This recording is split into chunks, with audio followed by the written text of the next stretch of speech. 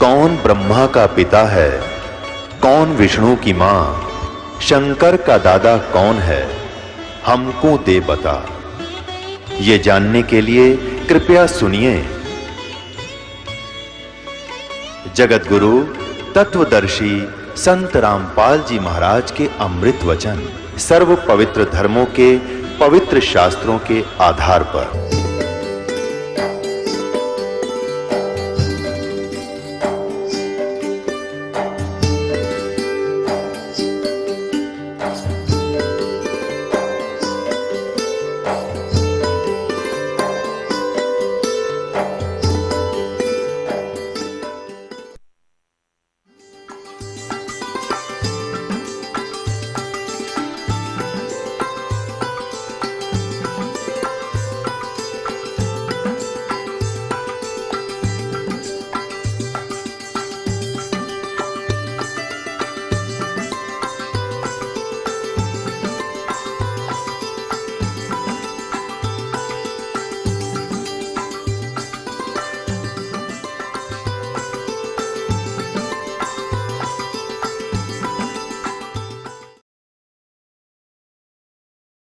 गीता बोलने वाला ब्रह्म कहता है कि दुर्गा तो मेरी प्रकृति तो मेरी पत्नी है, सब्जियों को उत्पन्न करने वाली माता है, मैं इसके गर्भ में बीज स्थापन करने वाला सबका पिता हूं। प्रकृति से उत्पन्न ये तीनों गुण इस जीव को कर्मानुसार यहाँ बांधे रखते हैं, जकड़े रखते हैं। तीनों गुण कौन सी सिद्ध होगी? रजगुण ब्रह्मा, सतगुण विष्णु, तमगुण शिव जी। ये देखिएगा अध्याय 14 और सुनाता हूं आपको। ताजा ताजा है, ये जल्दी समझ में आ जाएगा।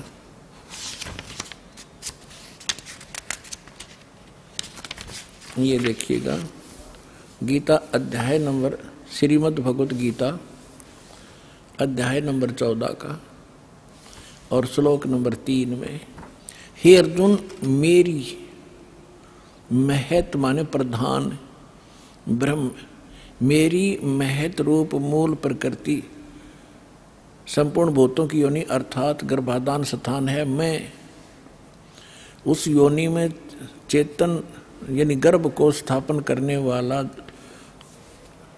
तत्व करता हूँ। उसके संयोग से, जड़ते इतने संयोग से नहीं, सब भूतों की, सब प्राणियों की उत्पत्ति होती है। 4 में क्या कहा है? हे अर्जुन, नाना प्रकार की सब योनियों में जितनी मूर्तियां अर्थात शरीरधारी प्राणी उत्पन्न होते हैं, प्रकृति दुर्गा, प्रकृति यानी दुर्गा उन सब की गर्भ धारण करने वाली माता है और मैं बीज स्थापन करने वाला पिता हूँ। और 5वें में क्या कहा है? हे अर्जुन, सतगुण, रजगुण और तमगुण ये प्रकृति से उत्पन्न, दुर्गा से उत्पन्न ब्रह्मा विष्णु महेश, विष्णु ब्रह्मा महेश, तीनों गुण, ये तीनों देवता अविनाशी जीव आत्मा को शरीर में बांधते हैं। अब इसने काल ने हमें मूर्ख बनाने के लिए ब्रह्मा विष्णु महेश के सिर ठेकरा फोड़ दिया कि ये तीनों देवता ही सबको यहाँ फंसा कर रखते हैं। परमात्मा ने आकर बताया, ब्रह्मा विष्णु महेश्वर माया और ये धर्म राया कहिए, इन पांचों मिल परपंच बनाया, वाणी हमरी लइए। ब्रह्मा विष्णु महेश दुर्गा और काल ने इन पांचों ने मिलकर ये परपंच रच रखा है। हमारी बात को गहराई से सोचियो बच्चों, परमात्मा ने कहा। अब ये सिद्ध हो ही रहा है, ये पांचों मिलकर जकड़े बैठे हमारे को। इन पांचों मिल जीव अटकाए, युगन युगन हम आन छुटाए, बंदी छोड़ हमारा नामम, अजर अमर है अस्थिर ठामम, अमर करूं सतलोक पठाऊं, ताते बंदी छोड़ कहाऊं। यहाँ पवित्र शिव पुराण को हमने फिर उठा लिया, श्रीमद् भगवत गीता को रख दिया, उसमें से इतना ही लेना था। अब देखिएगा, ये संक्षिप्त शिव पुराण हम पढ़ रहे हैं और 100 पृष्ठ पे पढ़ रहे थे। यहां आगे थे हम।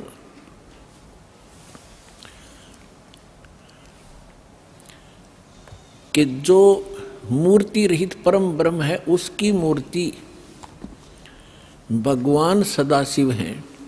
अर्वाचीन और प्राचीन विद्वान उन्हीं के ईश्वर कहते हैं। उस समय एकाकी रहकर स्वेच्छानुसार विहार करने वाले सदाशिव ने अपने विग्रह से स्वयं ही एक स्वरूप भूता शक्ति की सृष्टि की, जो उनके अपने श्रीअंग से कभी अलग होने वाली नहीं थी।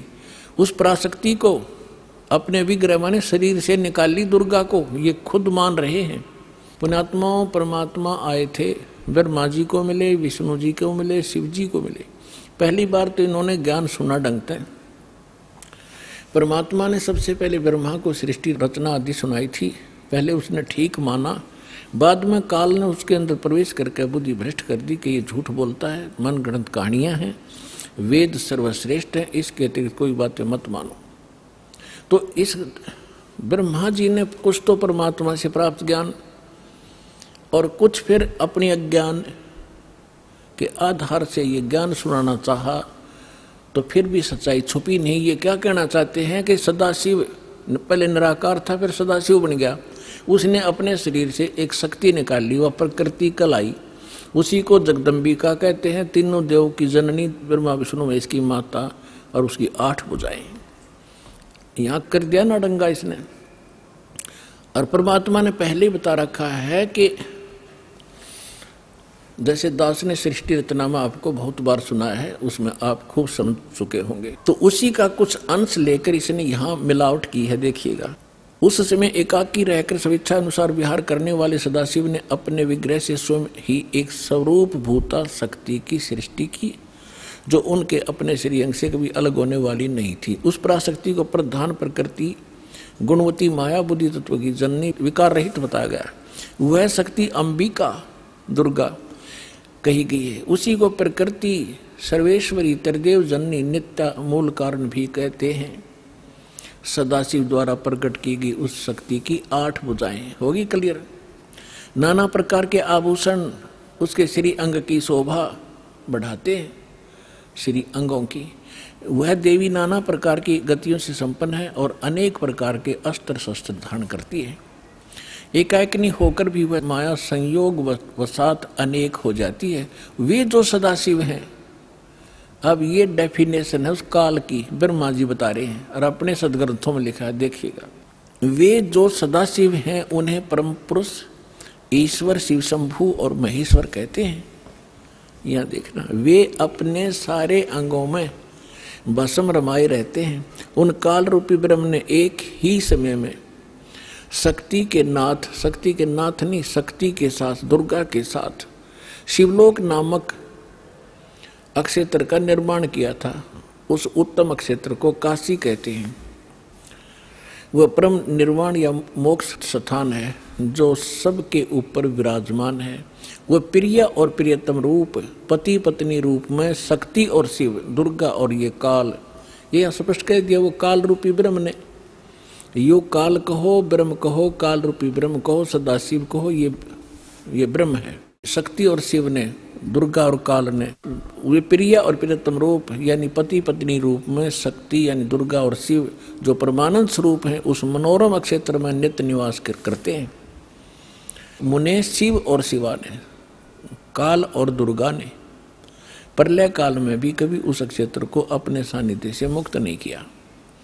देवऋषि एक समय आनंद वन में रमण करते हुए शिवा और शिव के मन में यह इच्छा हुई कि किसी दूसरे पुरुष की सृष्टि करनी चाहिए, जिस पर यह सृष्टि संचालन का महान भार रखकर हम दोनों केवल काशी में रहकर इच्छा अनुसार विचरें और निर्वाण धारण करें।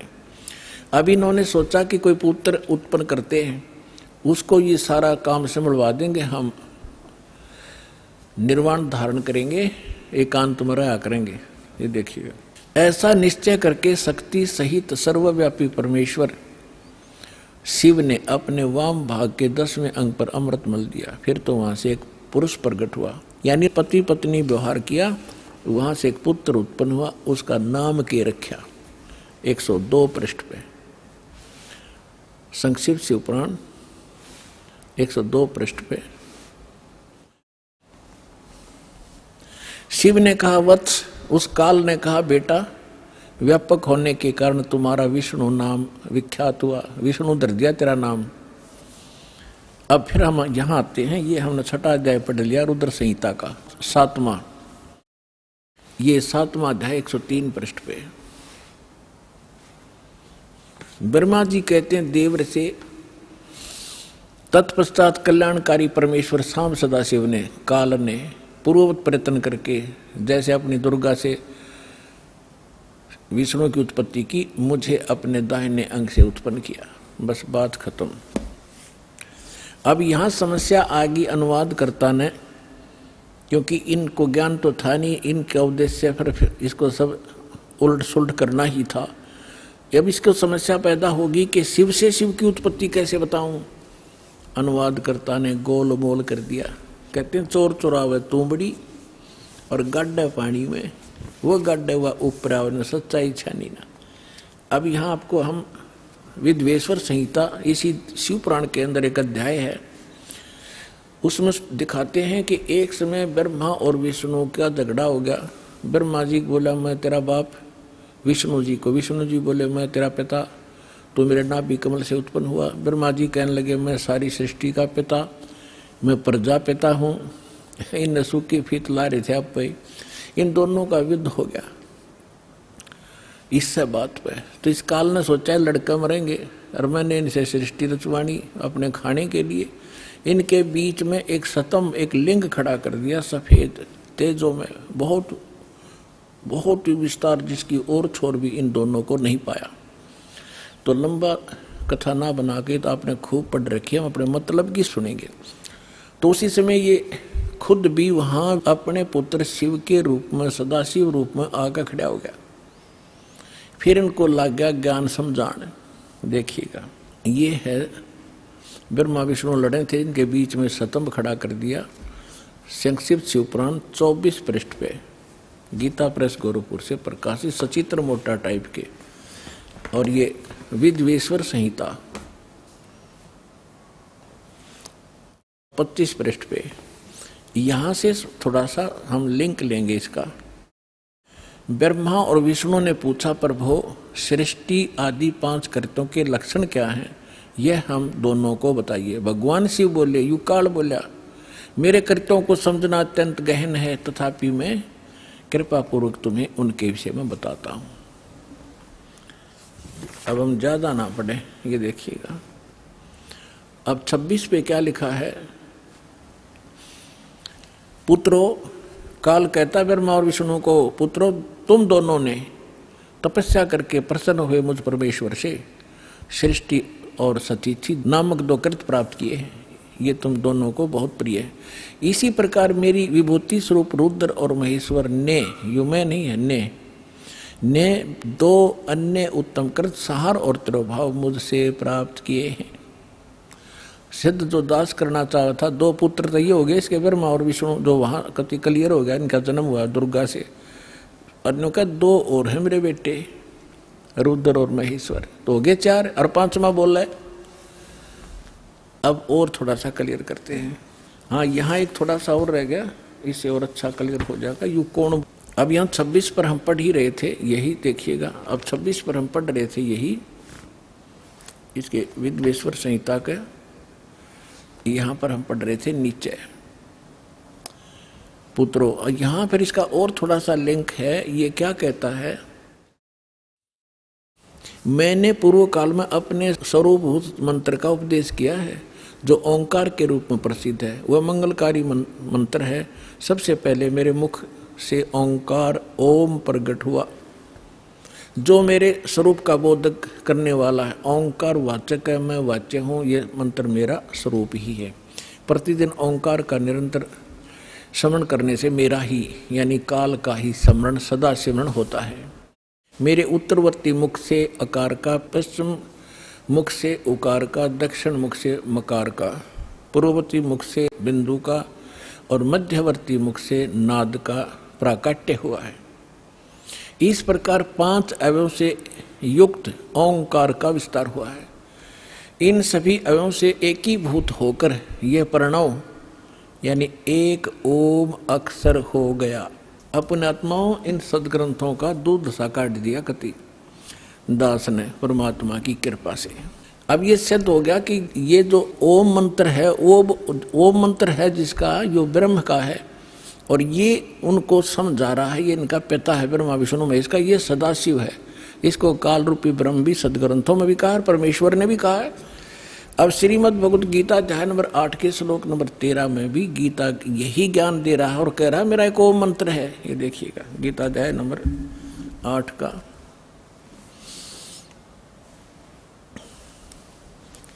गीता अध्याय नंबर 8 का श्लोक नंबर 13 आपको दिखाते हैं।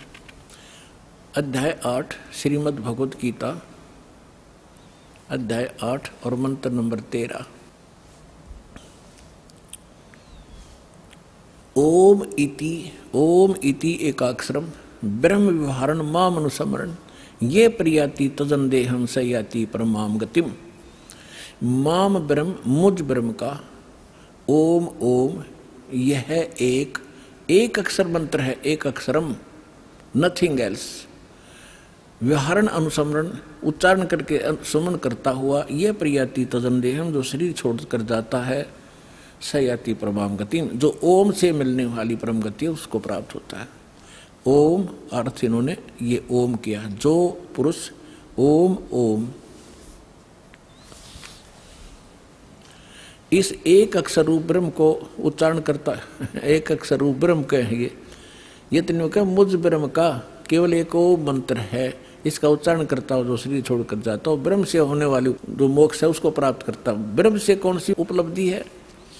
ब्रह्म से उपलब्धि है ब्रह्मलोक। अब ये देखिएगा 16वां श्लोक है 8वें अध्याय का। हे अर्जुन, ब्रह्मलोक पर्यंत सब लोग पुनरावृत्ति में है, यानी ब्रह्मलोक में गए हुए प्राणी भी इन दोबारा जन्म मृत्यु में आते हैं। पुनरावृत्ति का इन्होंने विश्लेषण भी किया है, अर्थात जिनको प्राप्त होकर पीछे संसार में आना पड़े, यानी ब्रह्मलोक में गए हुए प्राणी भी पुनर्जन्म आते। यह इन्होंने अनुवाद थोड़ा सा गलत किया है कि हे कुंती पुत्र मुझको प्राप्त होकर पुनर्जन्म नहीं होता। देखे बिना दिमाग की बात इनकी। विद्यते का अर्थ विद धातु से बना है, विद माने जानना भी है। जो ये नहीं जानते कि मुझे प्राप्त होकर भी ब्रह्मलोक जाकर भी जन्म मृत्यु होते हैं, तो मेरी भक्ति करके भी उनकी पुनर्जन्म होता है। जो ये नहीं जानते उनका पुनर्जन्म होता है अर्जुन। जो ये नहीं जानते कि ब्रह्मलोक में गए हुए प्राणी भी वापस आते हैं, तो उनका वो मुझे प्राप्त होकर भी पुनर्जन्म है अर्जुन, उनका पुनर्जन्म है। इसका ये अर्थ है। यदि हम इनका ये अनुवाद सच्चा माने तो अध्याय नंबर 2 का श्लोक नंबर 12, अध्याय नंबर 2 का श्लोक नंबर 12 और अध्याय नंबर 4 का श्लोक नंबर 5 और 9, अध्याय नंबर 10 के श्लोक नंबर 2 ये कति गलत हो जाते हैं। देखिएगा श्रीमद् भगवत गीता अध्याय नंबर 2 और श्लोक नंबर 12।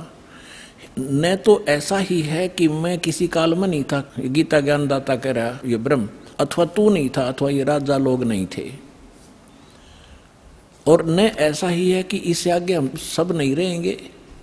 इसके साथ ही देखना है इसी दूसरे अध्याय का 17वें श्लोक में स्पष्ट कर दिया है कि अविनाशी तो उसको जान जिससे, अविनाशी यानी नाश रही कहो, अविनाशी को अविनाशी तो उसको जान जिससे यह संपूर्ण जगत व्याप्त है, और इस अविनाशी का विनाश करने में कोई भी समर्थ नहीं है। यानी गीता ज्ञान दाता से कोई अन्य है जो वास्तव में अविनाशी है, जिसने सारे ब्रह्मांडों की रचना की है और वही रोके हुए। अध्याय नंबर 4 के श्लोक नंबर 5 और 9 में ये देखिएगा, ये है अध्याय नंबर 4 श्रीमद् भगवत गीता। इसका यहाँ ये 5वां मंत्र यहाँ से स्टार्ट है, लेकिन इसका अनुवाद यहाँ पर है। हे परंतम अर्जुन, मेरे और तेरे बहुत से जन्म हो चुके हैं। इति सिद्धम, गीता ज्ञानदाता भी जन्म मरता है, अविनाशी नहीं है ये। तेरे और मेरे बहुत से जन्म हो चुके हैं, उन सबको तू नहीं जानता, मैं जानता हूँ। और 9वें श्लोक में क्या कहा है अध्याय नंबर 4 के और श्लोक नंबर 9 में, मेरे जन्म और कर्म अलौकिक हैं, दिव्य हैं। अध्याय नंबर 10 के श्लोक नंबर 2 में, अध्याय नंबर 10 और श्लोक नंबर 2 में, मेरी उत्पत्ति को, मेरे जन्म को न देवता लोग जानते हैं न महर्षि जन जानते, क्योंकि मैं सब प्रकार से देवताओं और महर्षियों का आदि कारण यानी इनका जन्मदाता हूँ। यदि गीतानुवादकों का 8वें अध्याय के 16वें श्लोक का ये अनुवाद सत्य माने कि ब्रह्मलोक में गए हुए सब प्राणी पुनरावृत्ति में हैं और मुझे प्राप्त होकर फिर जन्म मृत्यु नहीं होती, तो ये तीनों श्लोक गलत हो जाते हैं, तीनों के तीन। इसका अर्थ ये है कि अर्जुन, जो ये नहीं जानते कि ब्रह्मलोक में गए हुए प्राणी भी पुनरावृत्ति में हैं, उनका पुनर्जन्म, अर्जुन, उनका पुनर्जन्म होता ही होता है। अब प्रसंग चल रहा है कि ओम नाम से कौन सी उपलब्धि होती है, वो ब्रह्मलोक में जाते हैं। देखिए श्रीमद् भगवत गीता, वही गीता प्रेस गोरखपुर से प्रकाशित है। इसमें आपको दिखाते हैं 562 पृष्ठ पे, एक बार हिमालय राजा को देवी जी ज्ञान उपदेश कर रही है और ब्रह्म के बारे में जानकारी दे रही है। देखिएगा 562 पृष्ठ, संक्षिप्त देवी भागवत, और ये 7वां स्कंद। यहाँ हम आ जाते हैं। देवी के द्वारा हिमालय को ज्ञानोपदेश, देवी के द्वारा हिमालय को ज्ञानोपदेश, ब्रह्म स्वरूप का वर्णन। श्री देवी जी कहने लगी, पर्वतराज, उस ब्रह्म का क्या स्वरूप है यह बतलाया जाता है। पहले तो अपने बारे में बताती है, मेरी भक्ति कर तो ऐसे ऐसे कर, लेकिन वो कहती है ये भी ठीक नहीं है। उस ब्रह्म का क्या स्वरूप है यह बतलाया जाता है, जो प्रकाश रूप, सबसे के अत्यंत समीप में स्थित, हृदय रूप गुहा में स्थित होने के कारण गुहाचर नाम से प्रसिद्ध है। महान पद अर्थात परम प्राप्य है। वह है परम सत्य, यहाँ काफी लंबा है लेकिन थोड़ा बताएंगे। वह है परम सत्य और अमृत अविनाशी तत्व है। सौम्य, उस वेदने योग्य लक्ष्य का तुम वेदन करो, मन लगाकर उसमें तन्मय हो जाओ। सौम्य, उपनिषद में कथित महान अस्त्र रूप धनुष को लेकर उस पर उपासना द्वारा तीक्ष्ण किया हुआ बाण संधान करो और फिर भावनागुप्त चित्त के द्वारा उस बाण को खींचकर उस अक्षर रूप ब्रह्म को लक्ष्य बनाकर वेदन करो। प्रणव, ओम धनुष है, जीवात्मा बाण है और ब्रह्म उसका लक्ष्य कहा जाता है। यानी जीवात्मा को ओम का जाप करके ब्रह्म के पाने का ही प्रयत्न करना चाहिए। इसका सिद्ध, ये सिद्ध है। उस एकमात्र परमात्मा ही को जानो, दूसरी सब बातों को छोड़ दो। देवी कहती है मेरी पूजा भी मत करना, केवल उस ब्रह्म की पूजा करो, केवल ब्रह्म की पूजा करो। उस एकमात्र परमात्मा ही को जाने, दूसरी सब बातों को छोड़ दे। यही अमृत रूप परमात्मा के पास पहुंचाने वाला पुल है। संसार रूपी समुद्र से पार होकर अमृत स्वरूप परमात्मा को प्राप्त कराने का यही सुलभ साधन है। इस आत्मा का, इस परमात्मा का ओम के जप से के साथ ध्यान करो, ओम का जाप करो। इससे अज्ञान में अंधकार से सर्वथा परे और संसार समुद्र से उस पार जो ब्रह्म है उसको पा जाओगे, तुम्हारा कल्याण हो। ओम नाम का जाप करो और ब्रह्म को प्राप्त हो जाओगे। वो ब्रह्म कहाँ रहता है? वह है, यह सबका आत्मा ब्रह्म, ब्रह्मलोक रूप दिव्य आकाश में स्थित है, ब्रह्मलोक में रहता है। यानी ब्रह्म का साधक, ब्रह्म का साधक ओम नाम का जाप करने वाला ब्रह्मलोक में जाता है। गीता अध्याय नंबर 8 के श्लोक नंबर 16 में क्लियर कर दिया है कि ब्रह्मलोक में गए हुए प्राणी भी पुनरावृत्ति में। और अब ये गीता ज्ञानदाता ब्रह्म है, ये क्या कहता है? अब गीता ज्ञानदाता कहता है कि अर्जुन, उस सच्चिदानंद घन ब्रह्म ने जो अपने मुख कमल से ज्ञान बोला वो वास्तविक ज्ञान है, वो तत्व ज्ञान है। उसमें विस्तार के साथ उस परम पिता के पाने की जानकारी है। उसको तत्वदर्शी संतों से जाकर समझ, उनको दंडवत प्रणाम करने से, कपट छोड़कर प्रसन्न करने से वो तत्वदर्शी संत तुझे परमात्म तत्व का ज्ञान कराएंगे। चौथे अध्याय के 32 और 34 श्लोक में। 15वें अध्याय के 1 से लेकर 4 का सारांश है कि उल्टे लटके हुए संसार रूपी वृक्ष है, पीपल का वृक्ष समझो, ऊपर को जड़ नीचे को 3 गुण रूपी शाखा है। और जो संत इस उल्टे लटके हुए संसार रूपी वृक्ष की सभी टहनियों समेत बता देगा, सब विभाग बता देगा, वो तत्वदर्शी संत है, वह वेदवित है। परमेश्वर ने यह लीला स्वयं की हुई है, अपनी मुखारविंद से बोली अमृतवाणी सच्चिदानंद घनब्रह्म की वाणी। कबीर वाणी में लिखा है, अक्षर पुरुष एक पेड़ है, सरपुरुष वा की डार, निरंजन कहो सरपुरुष कहो, और तीनों देवा शाखा है ये पात रूप संसार।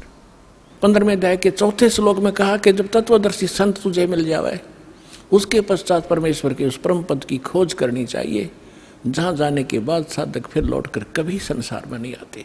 और जिस परमेश्वर ने संसार रूपी वृक्ष की रचना की है, केवल उसकी भक्ति करो और सब बातें त्याग दे। 18वें अध्याय के 62वें श्लोक में कहा कि अर्जुन तू सर्वभाव से उस परमेश्वर की शरण में जा, उस परमेश्वर की कृपा से तो परम शांति को और सनातन परम धाम को प्राप्त होगा।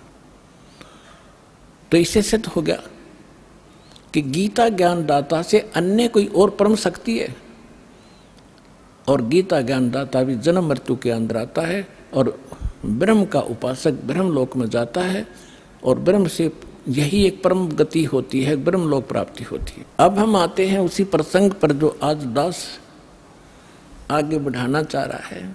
3 देव की जो करते भक्ति, उनकी कदे ना होवे मुक्ति। इन तीनों देवताओं की जो भक्ति करते हैं उनकी कभी मोक्ष नहीं होता। 3 देवता रजगुण ब्रह्मा सतगुण विष्णु तम गुण शिव जी। स्पष्ट हुआ, अभी प्रमाण दिया था कि रजगुण ब्रह्मा है, सतगुण विष्णु तम गुण शिव जी। मार्कंडेय पुराण प्रश्न नंबर 123 से, और खेमरा श्री कृष्ण दास प्रकाशन के प्रकाशित देवी भागवत के 5वें अध्याय का 8वें श्लोक में वो स्पष्ट कर दिया। शंकर जी कहते हैं, माता आपने हमें क्यों तमोगुण बना दिया, ब्रह्मा जी को रजोगुण और विष्णु जी को सतोगुण क्यों बनाया। इति सिद्धम रजगुण ब्रह्मा सतगुण विष्णु तम गुण शिव जी। अब हम गीता अध्याय नंबर 7 को फिर पढ़ेंगे। देखिए,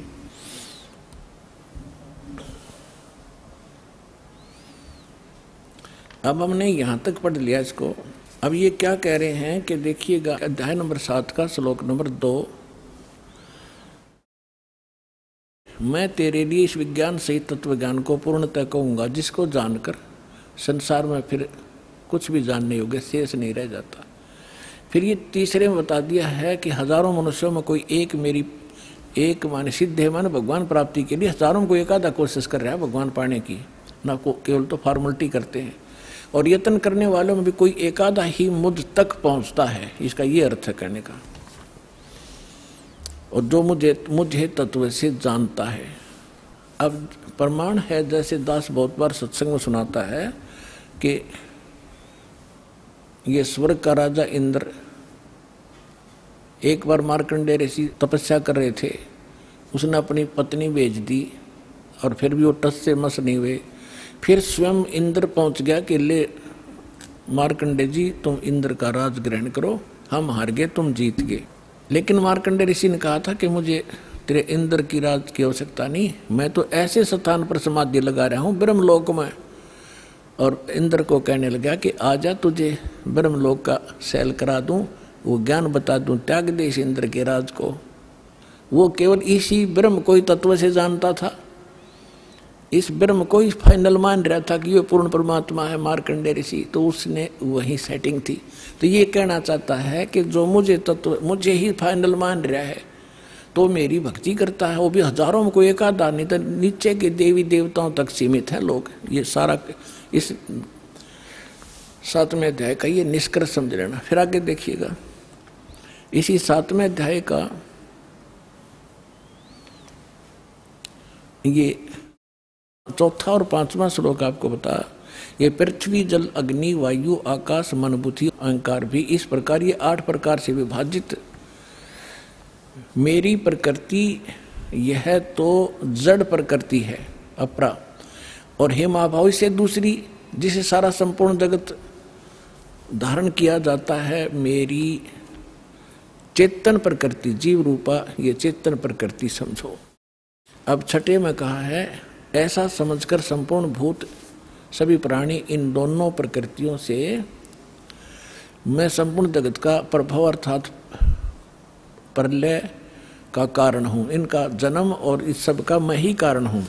अब हम यहाँ आ जाते हैं, अब हम ज़्यादा ना पढ़ें, सो देख सातवें में क्या कहा कि अर्जुन मैं बुद्धिमानों की बुद्धि और बलवानों का बल हूँ, संपूर्ण प्राणियों का सनातन बीज मुझको जान, और बुद्धिमानों में बुद्धि तेजों का तेज मैं ही हूँ।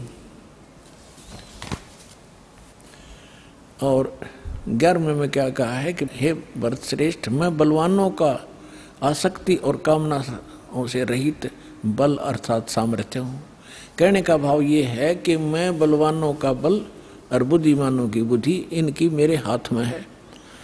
जैसे महाभारत के अंदर अर्जुन को बल दे दिया, ना जाने कितनी हत्या कर डाली, और जब श्री कृष्ण जी का वध कर दिया एक शिकारी ने, और सारे या दो लड़के मर गए कट के जमुना के किनारे पे, तो फिर अर्जुन सभी गोपियों को लेकर आ रहा था, द्वारका की सभी स्त्रियों को कृष्ण जी के आदेश अनुसार। उसके पास वही धनुष था जो महाभारत में उसने करोड़ों जीव मार दिए थे, और रास्ते में भी लोनो पीटा, सारी कुछ औरतों को भी ले गए घसीट के, उनके गहने तोड़ ले गए, लूट ले गए। अर्जुन खड़ा खड़ा कांपा, उसका हाथ नहीं उठा। तो जब वो जा लिए, जब उसकी बुद्धि ने काम किया कि कृष्ण ने हमारे साथ सदा धोखा ही धोखा दिया, जब मुझसे नाश कराना था महाभारत में, जब तो ताकत दे दी, ना जाने कितने जीव मार दिए मैंने कति उछल उछल के, और आज मैं खड़ा खड़ा पिट रहा हूँ, मेरे हाथ भी ना उठते। तो यहाँ परमात्मा कहता है तुमने नंबर गलत मिला रखा है, तुम श्री कृष्ण को दोष दे रहे हो। श्री कृष्ण दोष ये नहीं था, ये काल है सारा जड़, इस बीमारी की जड़ ये काल है, ये करवा रहे। ये खुद कहता है बुद्धिमानों की बुद्धि और बलवानों का बल मैं हूँ। श्री रामचंद्र जी की सीता उठी विष्णु जी की, अब उसने खुद नहीं मालूम सीता ने कौन उठा ले गया, बुद्धि ऑफ कर दी। जब पार्वती ने ये कहा शंकर जी से कि मैं इसकी परीक्षा लूंगी, आपको ये विष्णु जी है, भगवान है, वह परीक्षा लेने आई सीता रूप बना कर, जब उसकी बुद्धि ऑन कर दी काल ने, और तुरंत पहचान दी कि तो आप तो दक्ष पुत्री माया हो, और अपनी पत्नी का पता नहीं कौन उठा ले गया। उसने तो हनुमान जैसे चारों तरफ घूम कर ढूंढ के लाए, और उधर पार्वती पहचान ली। तो कहते बलवानों का बल और बुद्धिमानों की बुद्धि मैं ही हूँ। अब ये है निष्कर्ष इस गीता जी के ज्ञान का। ये मारा करते सट्टे गीता जी का सार, तू क्या लाया था, तू अजन्मा है, जीव तो मरता ही नहीं, बस ये सार है, खाक सार था ये। अब 7वें अध्याय का हम आपको 12वां श्लोक सुनाते हैं, समझाते हैं। गीता अध्याय नंबर 7 का श्लोक नंबर 12 में कहा कि और भी जो सतोगुण से उत्पन्न होने वाले भाव हैं और जो रजोगुण से तथा तमोगुण से उत्पन्न होने वाले भाव हैं, उन सबको मुझसे होने वाले हैं ऐसा जान, परंतु वास्तव में उनमें मैं और वे मुझ में नहीं हैं। अब ये क्या कहता है कि जो भी हो रहा है रजगुण ब्रह्मा से उत्पत्ति, सब जीव विवश हैं संतानोत्पत्ति करने के, इनके बस की बात नहीं। और दूसरा सतोगुण यानी विष्णु जी के सतोगुण से, विष्णु जी के कारण सब आपस में मोह ममता में जकड़े पड़े हैं, ये जो हो रहा है। और तीसरा संहार तमोगुण से, शंकर जी से। ये कहता है इसका निमित्त मूल कारण मैं ही हूँ, पर मैं इनसे बाहर रहता हूँ। अब आपको कुछ भक्तों के यहाँ जो मालिक ने रहम बख्शे हैं वो सुना करो, आपकी आत्मा गदगद होगी, आपको विश्वास होगा। यहाँ कोई किसी को मजबूर नहीं, सब इच्छा से अपना इंटरव्यू देते हैं, और आधी बात तो कहने भी ना मिलते, कैमरे के सामने आके इतने सुख दे रखे उनको। अब सुनिएगा उनके अनुभव। नमस्कार सर। नमस्ते। सत्साई। क्या शुभ नाम है जी आप जी का? रमेश दास जी। सर कहाँ से आए हैं आप? मैं नासिक पीपल गांव से आया हूँ।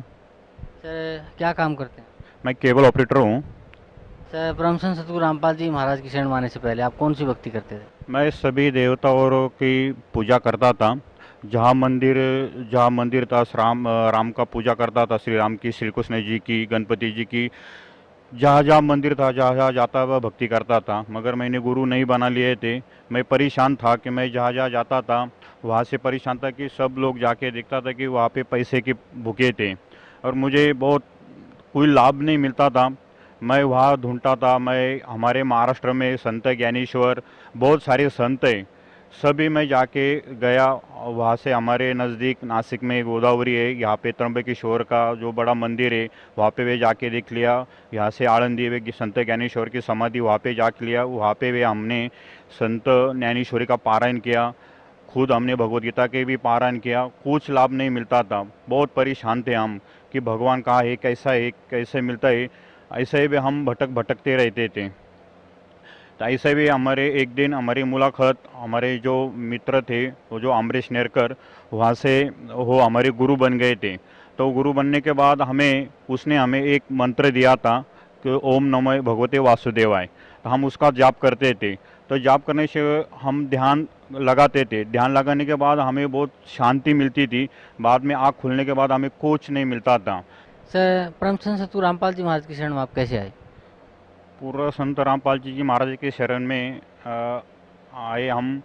जो आस्था चैनल पे संत रामपाल जी महाराज का सत्संग चलता था और वो सत्संग हम देखते थे तो कुछ समझ में नहीं आता था। तो हमने वो सब उसको रिकॉर्डिंग की और उसको दिन भर हमारे जो दोस्त थे वो हम देखते रहते थे। तो वो बोले वो कुछ अलग है, हम कुछ अलग भक्ति कर रहे, हम ये गुरुजी जो बता रहे हो अलग भक्ति कर रहे था। हमें इस पे विश्वास नहीं था।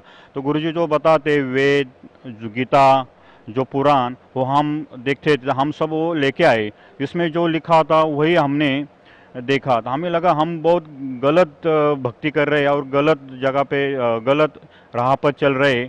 ये तो बहुत कुछ अलग है। जो हमारे जो दोस्त थे अमरीश नेरकर बोले हम एक बार गुरुजी से मिलेंगे, पता चलेंगे। बाद में गुरुजी पुणे में आ गए और हम वहाँ पे वो चले गए। वहाँ से चलने के बाद उसने बोला कि आज से जो भी कुछ हम पूजा कर रहे थे वो सब बंद कर दो और जो गुरुजी ने बताया है वही हम भक्ति करेंगे। तो हमें कुछ समझ में नहीं आ रहा था कि कैसे भक्ति करेंगे, क्या होता है क्या नहीं। तो एक बार नासिक में 2004 में गुरुजी नासिक में आ गए तो हम वहाँ पे चले गए। वहाँ चलने के बाद हमने पूरा 3 दिन का सत्संग सुना और वहाँ से हमने नाम लिया। तो हमारा पूरा परिवार था इसमें जुड़ गया। वहाँ से हम 2004 में पूरा परिवार ने हमने नाम ले लिया। सर परमहंस सतगुरु रामपाल जी महाराज से नाम उपदेश लेने के बाद आपको क्या लाभ मिला? 2004 से हमें इतना लाभ मिला। लाभ तो इतने मिले कि जब से हमने नाम लेने के बाद हमारे घर में इतने सुख हो गए। तो हमें कभी ऐसा महसूस भी नहीं हो रहा है कि हम छोटे से फैमिली से, हमारा खेती है, अंगूर का खेती पिकाते हम। तो खेती भी हमारी बहुत छोटी है मगर छोटे खेती से अंगूर से हम बहुत सारा पैसा कमा लेते। 2-2, 3-3, 4 लाख रुपए हम हर साल कमा लेते। आजू बाजू के लोग बोलते हैं कि आप इतना पैसा कहाँ से आता है, कहाँ से आते हैं। तो सब लोग बोलते, आजू बाजू के लोग हम लोगों को बोलते हैं कि हमने गुरु बना लिए। वो गुरु पूर्ण संत है, वो शास्त्र के वहाँ से नाम देते और पूर्ण संत है। वहाँ से आप अगर नाम लेंगे तो आपकी भी ऐसी प्रगति हो जाएंगी। तो सब बोलते नहीं है, तुम बोलते हो गलत बोलते है, सब भगवान को छोड़ना पड़ता है, ये धर्म बदलने का बोलता है। ऐसा हमें बहुत परेशानी हो गई। हम उसमें डटते रहे, नाम गुरुजी का नाम हम जापते रहेंगे।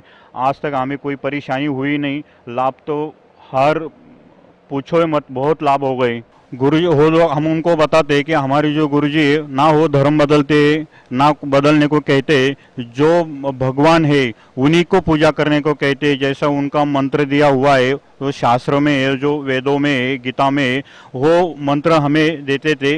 वो मंत्र से हमें लाभ मिलता था। ना कोई धर्म बदलना है, ना कोई क्रिश्चियन बनाना, ना मुसलमान बनाना, ऐसा कुछ नहीं था। ऐसा ही वो मंत्र देते कि जो हम उसका जाप करके हमें बहुत उसका लाभ मिलता था।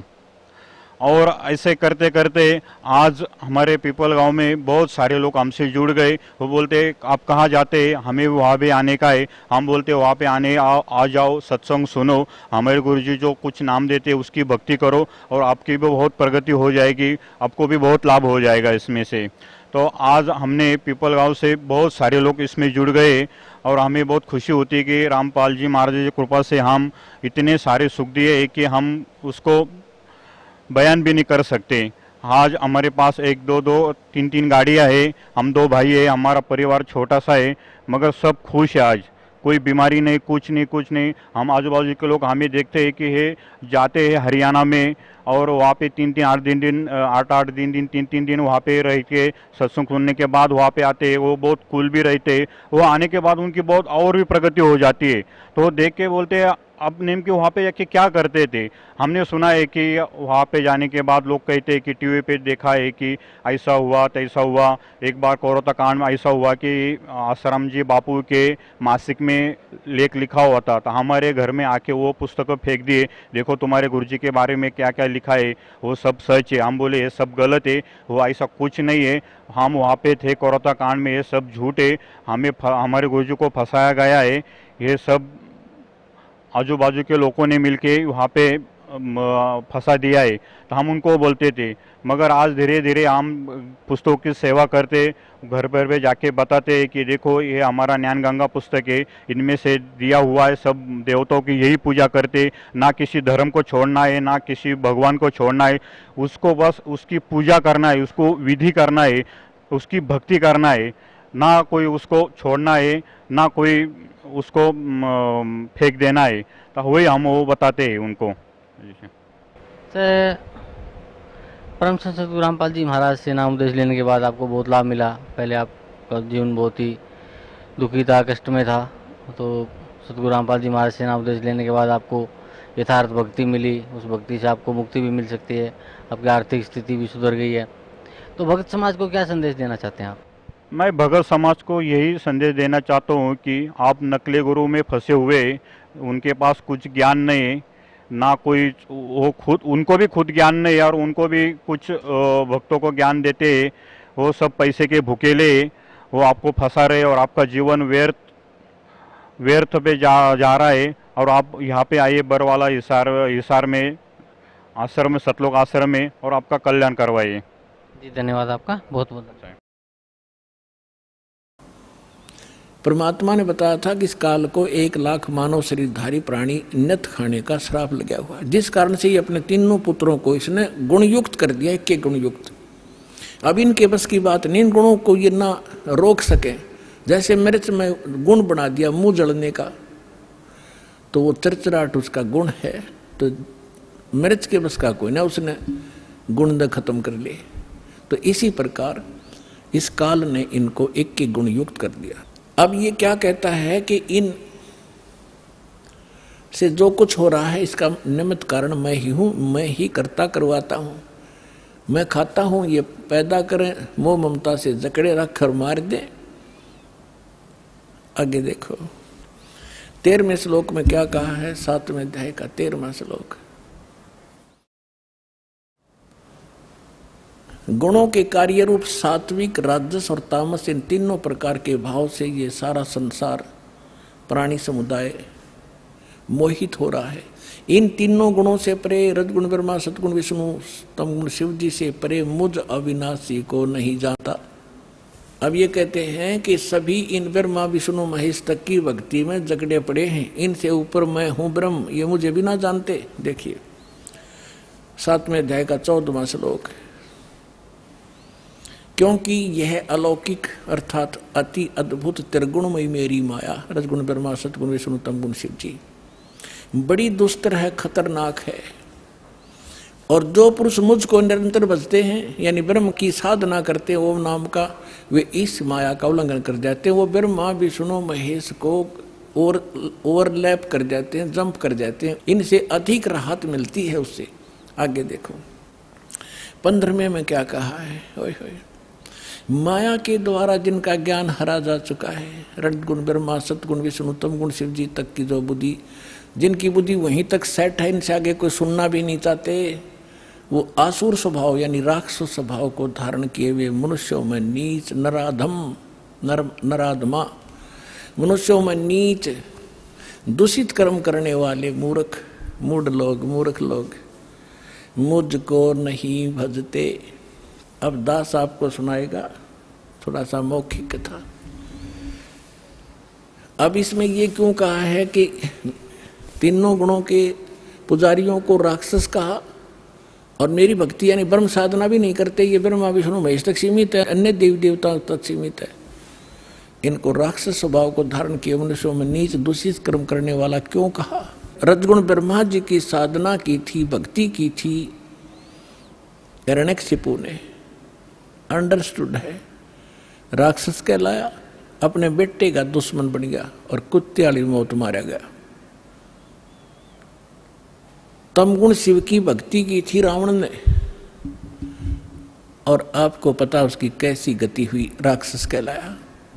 और एक भस्मागिरी नाम का शिव का पुजारी था, और उसने भगवान शिव के कैलाश पर्वत पे उनके गेट के सामने 12 वर्ष तक भक्ति करी, ऊपर न पैर नीचे न सिर, सिरासन पर। एक दिन पार्वती ने प्रार्थना की, आप तो महादेव हैं, समर्थ हैं, आपका पुजारी क्या मांगता है, दे दे इस बालक को। भगवान शिव ने कहा कि मांग भस्मागिरी क्या मांगता है। भस्मागिरी ने कहा ऐसे नहीं, आप वचनबद्ध हो तब मांगू। भगवान शिव ने कहा कोई मांग ले, हो गया वचनबद्ध। तो उस भस्मागिरी ने कहा कि आप मुझे अपना भस्म कंडा दे दो। भगवान शिव के पास एक ऐसा कड़ा था जो हाथ में पैर के रखा करते, वो ऐसी सिद्धि युक्त कर रखा था कि जिसके सिर पर न्यू कर दे भस्म, वो मर जाता था, भस्म हो जाता था। और इस बात का ज्ञान था भस्मागिरी को।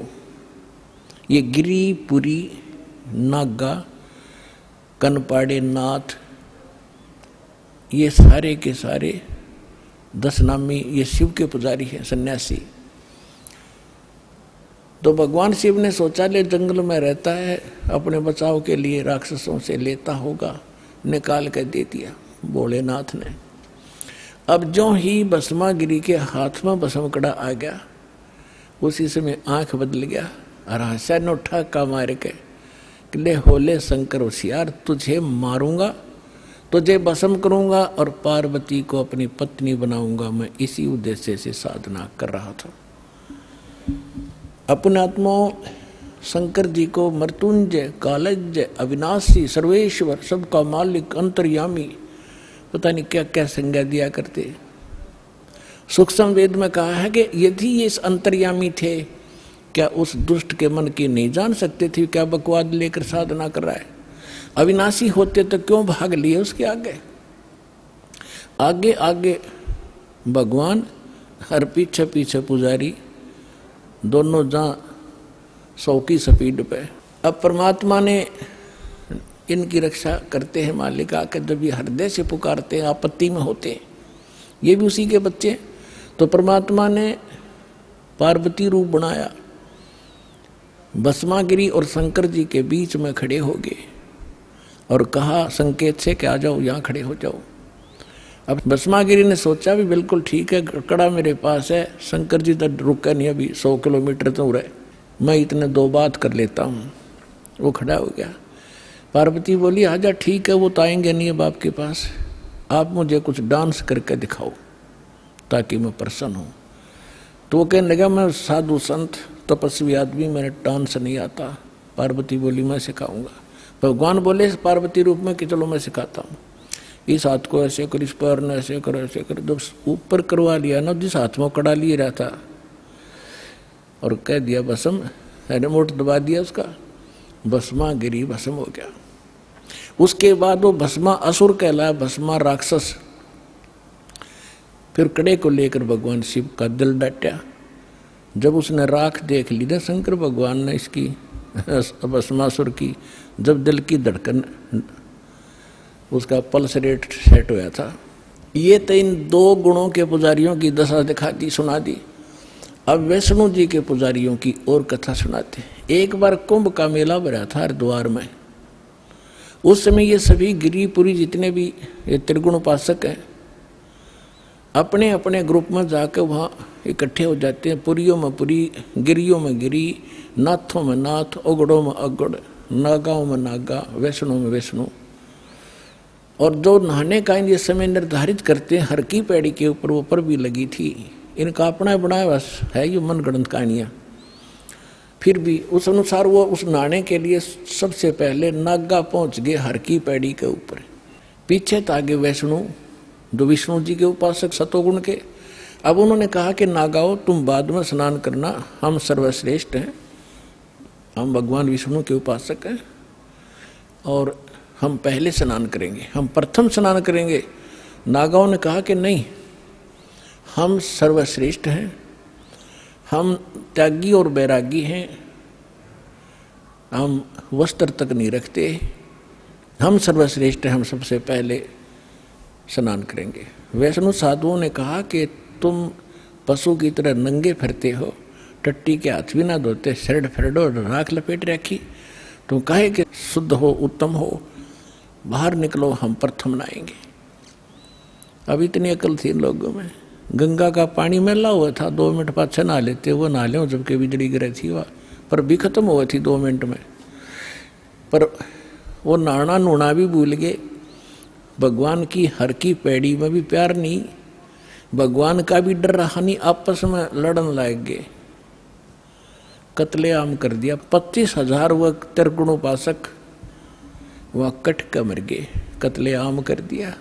सूक्ष्म वेद में कहा है, तीर तुपक तलवार कटारी जमदड़ जोर बदावे हैं, हर पैड़ी हर हेत न जाने वहां जा तेग चलावे हैं, काटे शीस नहीं दिल करुणा ये जग में साधक वावे हैं, जो जन इनके दर्शन को जावे उनको भी नरक पठावे हैं। कहते हैं हर पैड़ी हर हेत ना जाना, और वहां कर्द ठोके एक दूसरे ने कत्लेआम करें, और काटे शीश नहीं दिल करुणा, इनमें दया नहीं राक्षसों में। और ये जग में साधकवा में तुम इनको संत भी कहते हो, और इनका जो अनुयायी बनता है उनको भी यो ये पाठ पढ़ावे हैं, यानी उनको भी नरक में ठोक देते हैं। अपने आत्माओं, ये है श्रीमद् भगवद गीता जी का सार। अब गीता ज्ञानदाता ब्रह्म कहता है कि मेरी साधना 4 प्रकार की करते हैं, ये ब्रह्म कहता है। ब्रह्म की साधना भी 4 प्रकार की करते हैं, जिनमें अर्थार्थी, आर्थ, जिज्ञासु और ज्ञानी। अर्थार्थी तो जो धन लाभ के लिए कोई अनुष्ठान करता है तो वेद मंत्रों से ही करता, वो जय गणेश देवा माता धारी पार्वती ये इस तरह की आरती नहीं करता। वो व्यक्ति केवल वेदों के ही मंत्रों से अनुष्ठान करता है अपने धन लाभ के लिए। आर्त मानी संकट निवारण के लिए भी कोई साधना अनुष्ठान करता है, वेदों के मंत्रों से ही करता है। वो ब्रह्म अपने आप को ब्रह्म का पुजारी कहता है, जो हवन हवन करते रहते हैं। और तीसरा जिज्ञासु होता जो भगवान के लिए निकलता है, ज्ञान ग्रहण करता करता स्वयं वक्ता बन जाता है, वो भी अपना जीवन नाश कर लेता है। और चौथा बताया ज्ञानी उसको कहते हैं जिसको ये पता हुआ कि मनुष्य जीवन बार बार नहीं मिलेगा, और मनुष्य जीवन का मूल उद्देश्य केवल आत्म कल्याण कराना है, और जन्म मृत्यु जब तक नहीं समाप्त होगी, जरा मरण का रोग नहीं कटेगा, तो कोई फायदा नहीं इस जीवन का। उनको ये भी ज्ञान हो जाता है कि पूर्ण मोक्ष इन देवी देवताओं की पूजा से नहीं होगा, वो ज्ञानी कहलाते हैं। वो परमेश्वर से, परम अक्षर ब्रह्म से, पूर्ण परमात्मा से ही संभव है, इतना उनको ज्ञान हो जाता है। लेकिन ये ज्ञान तो हो गया, लेकिन उस रोग का नाश की दवाई उनके पास थी नहीं। ये तो उनको पता लग गया कि देवताओं से मोक्ष नहीं होगा, लेकिन होगा पूर्ण ब्रह्म से। उन्होंने गलती से आप पर निष्कर्ष करके यजुर्वेद अध्याय नंबर 40 के मंत्र 15 में देख लिया, ओम कर्तु समर कलबे समर कर्तुम समर वायु अनिलम अथिदम भस्मांतम शरीरम।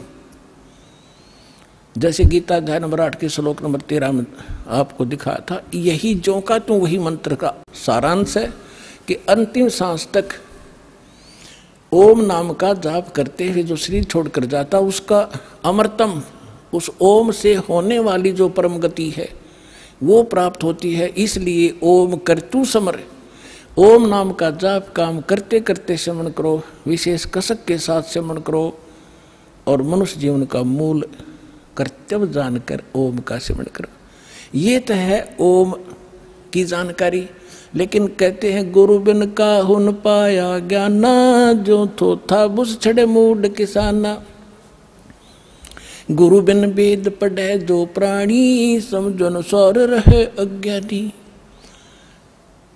40वें अध्याय यजुर्वेद के 10वें मंत्र में कहा है कि कोई तो परमात्मा को संभवात कहता है। संभवात माने उत्पन्न होने वाला राम और कृष्ण रूप में, यानी अवतार धारता है। कोई कहता वो असंभवात, वो कभी जन्म नहीं लेता, जन्मा है वो तो निराकार है। वो परमात्मा कैसा है उसकी जानकारी धीराणाम तत्वदर्शी संत बताते हैं, उनसे सुनो। वेद ज्ञानदाता भी वही है, गीता ज्ञानदाता भी वही है। अब 40वें अध्याय के 15वें श्लोक में तो अपनी साधना बता दी, और 40वें अध्याय के 17वां श्लोक अंतिम श्लोक है यजुर्वेद का और 40वें अध्याय का, उसमें कहा है कि वो पूर्ण परमात्मा तो गुप्त है। ये देखिएगा, यजुर्वेद देखिएगा, और ये अनुवाद भी देखो कमाल की बात इस महर्षि दयानंद जी के द्वारा किया गया है। प्रकाशक है सार्वदेशिक कार्य प्रतिनिधि सभा 2/5 महर्षि दयानंद भवन रामलीला मैदान नई दिल्ली से। यजुर्वेद महर्षि दयानंद ने इसका अनुवाद किया, और ये कहाँ से छपा यहाँ से देखिएगा। अब इसका हम अंतिम 40वां अध्याय है, इसका थोड़ा सा हिंट देंगे 10वें श्लोक का। ये 44वां अध्याय माने 40वां अध्याय यजुर्वेद का, और यहाँ देखिएगा 10वां मंत्र है इसका। इसमें लिखा है, हे मनुष्यों, जैसे हम लोग धीराणाम माने मेधावी योगी विद्वान यानी तत्वदर्शी संतों से जो वचन सुनते हैं, जो वे लोग हमारे प्रति विचक्षण माने विस्तार पूर्वक कहते हैं, वे लोग संभवात संयोग जन्य असंभवात उत्पन्न नहीं होने। इसका अर्थ यह है, यात एवं कार्य का फल आहु माने कहते हैं उत्पन्न होने वाला, अन्यत यानी अन्य कुछ आहु माने कहते हैं। इस बात को तुम भी सुनो। अब ये क्या बताना चाह रहा है, ये अनुवाद से न करना नहीं आया, क्योंकि तो अज्ञानी था कि 1 नंबर का मैं ऋषि दयानंद को आया। इसका अर्थ है, वेद ज्ञानदाता कहता है कि कोई तो परमात्मा को संभवात कहता है, जन्म लेने वाला, और को असंभवात। देखो, असंभवात माने उत्पन्न नहीं होता, असंभवात जन्म लेने वाला, इसका अर्थ ये है। तो जो धीराणाम तत्वदर्शी संत जो बताते उनसे सुनो, इनसे नहीं, इनकी बात मत मानो। वो तत्वदर्शी संत बताएंगे परमात्मा कैसा है, वो जन्म लेता है या नहीं लेता है। आगे वेद ज्ञानदाता अपनी बताता है कि मेरा ओम नाम है। 15वां अध्याय, इसमें है वायु अनिलम अमृतम अथिदम भस्मांतम शरीरम, भस्मांतम शरीरम। ओम करतो समर किलबे समर और करतुम समर। इसने तो ज्ञान इनके में करना आया था ही नहीं। देखिएगा, करतो माने काम करने वाले जीव, तू शरीर छूटते समय ओम इस नाम वाच्य ईश्वर को स्मरण करे। इन्होंने लिखा ओम का स्मरण करे, इस जिसका ओम नाम है ना उसका स्मरण कर। जबकि इसका सीधा अर्थ बनता है ओम करतो समर, ओम नाम का जाप काम करते करते स्मरण कर, विशेष कसक यानी श्रद्धा के साथ स्मरण कर, और मनुष्य का मूल कर्तव्य जान कर इसका स्मरण कर। जब वायु अनिलम भस्मांतम शरीरम, ये आपका जीव आपका प्राण इससे अमृतो प्राप्त करेगा। अमृतम, अमृतम अविनाशी, शरीर के नष्ट होने पर भस्मांतम शरीरम, जब शरीर तेरा भस्म होगा, भस्मांतम अंत में भस्म होने वाला होता है। बस इसका अर्थ नहीं करना है इसने। इसका अर्थ है कि जब ये शरीर तेरा नष्ट होगा, शरीर छोड़ कर जाएगा, उस समय इतना अमृतो प्राप्त हो जाएगा जो ओम नाम से मिलता है।